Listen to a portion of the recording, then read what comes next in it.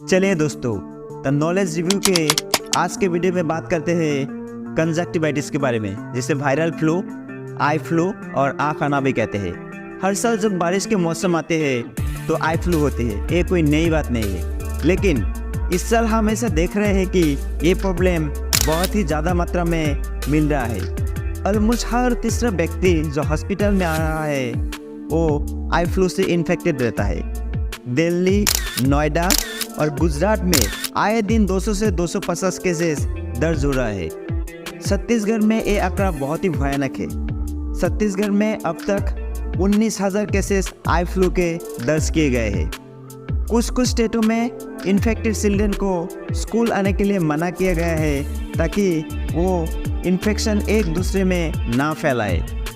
Generally देखा जाता है कि अगर किसी एक व्यक्ति को आई फ्लू या कंजक्टिवाइटिस होता है तो उसकी फैमिली के लगभग हर सदस्य को आई फ्लू हो जाता है। इसीलिए हम इस वीडियो में आज बात करेंगे कंजक्टिवाइटिस क्या है, इससे कैसे बचा जा सकता है, और अगर आपको कंजक्टिवाइटिस हुआ है तो कैसे घरेलू उपाय से उस कंजक्टिवाइटिस में आपको आराम मिल सकता है। चलिए पहले हम बात करते हैं कंजक्टिवाइटिस के बारे में। देखिए, आँख के ऊपर वाले इस मेम्ब्रेन को कहते हैं कंजक्टिवा, और ये जो व्हाइट पार्ट है जिसको हम लोग देख पाते हैं, इसके ऊपर अगर इन्फेक्शन हो जाए तो उसे कहते हैं कंजक्टिवाइटिस।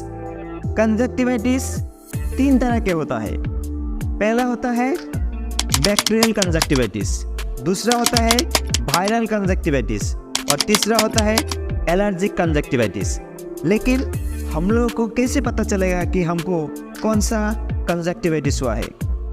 अगर बैक्टीरियल इन्फेक्शन होगा तो आँखों से कचरा निकलेगा, आँखों के जो बाल है और मॉर्निंग में एक दूसरे से के साथ चिपक के रहेगा। अगर आपका इन्फेक्शन वायरल होगा तो जनरली आँखों से कचरा नहीं निकलेगा, आँखें लाल होगा, पानी निकलेगा और आँखों में जलन होगा। लेकिन आपको अगर एलर्जिक इन्फेक्शन होगा तो आँखों में सिर्फ खुजली होगा। इससे हमें पता चल जाएगा कि हमें एलर्जिक इन्फेक्शन हुआ है। अब बात करेंगे कुछ आसान से तरीके जिसे करने से हम इस बीमारी से बच सकते हैं। जिसको आई फ्लू हुआ है उसका रूमाल, टॉवल, पिलो, बेडशीट ये सब यूज़ नहीं करना चाहिए। ये इन्फेक्शन हवा से भी फैलता है, इसलिए जो व्यक्ति कंजक्टिवाइटिस से इन्फेक्टेड है उसे अगर छींक आए तो उसे ढककर छींकना चाहिए ताकि वो इन्फेक्शन आसपास के लोगों में ना फैले। जिस व्यक्ति को कंजक्टिवाइटिस हो रखा है उसका हाथ धोना बहुत ही ज़रूरी है। कभी कभी उसे आई ड्रॉप भी लगाना पड़ता है, और किसी कारण अगर हाथ आँखों में देना पड़ेगा तो हाथ पहले से अच्छी तरह से धो लेना चाहिए। बहुत लोग सोचते हैं कि आई फ्लू से इन्फेक्टेड लोगों की आँखों से देखने से ही ये बीमारी दूसरों को हो जाता है, लेकिन ये गलत धारणा है। इसका कोई साइंटिफिक प्रूफ नहीं है। लेकिन उसके पास जाने पर आपको कुछ सावधानियां बरतनी होगी, नहीं तो आसानी से ये फ्लू आपको भी पकड़ सकती है। अब बात करेंगे कुछ आसान सी होम रेमेडीज के बारे में, जिसे कंजक्टिवाइटिस हो रखा है उसे राहत मिले। थोड़ा सा कॉटन या कपड़ा ठंडे साफ पानी में भिगोकर आँखों के ऊपर सेक देने से इन्फेक्टेड पर्सन को बहुत ही आराम मिलता है। मार्केट में बहुत तरह के आई ड्रॉप मिलता है, उसे यूज़ करने भी आँखों की जलन, आँखों से निकला पानी और आँखों से निकला कचरा ये सब जल्दी ही कम हो जाता है। दोस्तों, एक कंजक्टिवाइटिस या आई फ्लू कुछ ही दिनों में बिना मेडिसिन के ठीक हो जाता है, लेकिन कुछ मामलों में एंटीबायोटिक ड्रॉप्स की ज़रूरत पड़ सकती है।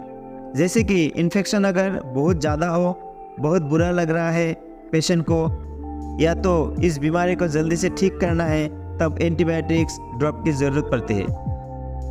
अगर आपका इन्फेक्शन वायरल होता है दोस्तों ये ड्रॉप आपके लिए कोई काम का नहीं है। आँखों में ये ड्रॉप लगाने से भी आपको कोई काम नहीं मिलेगा।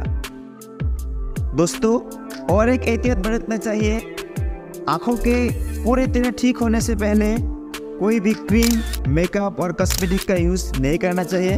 अगर 2 हफ्ते बाद भी आपके कंजक्टिविटिस ठीक नहीं होता है तो जल्दी से डॉक्टर के परामर्श लें, क्योंकि वो आपको अच्छे से अच्छे सलाह दे सकते हैं इसे ठीक करने में। दोस्तों ये वीडियो कैसा लगा कमेंट करके ज़रूर बताइए। इस वीडियो को ज़्यादा से ज़्यादा शेयर कीजिए ताकि लोगों के पास ये इन्फॉर्मेशन पहुँचे और वो लोग डरने से मुक्त हो जाए। Thank you.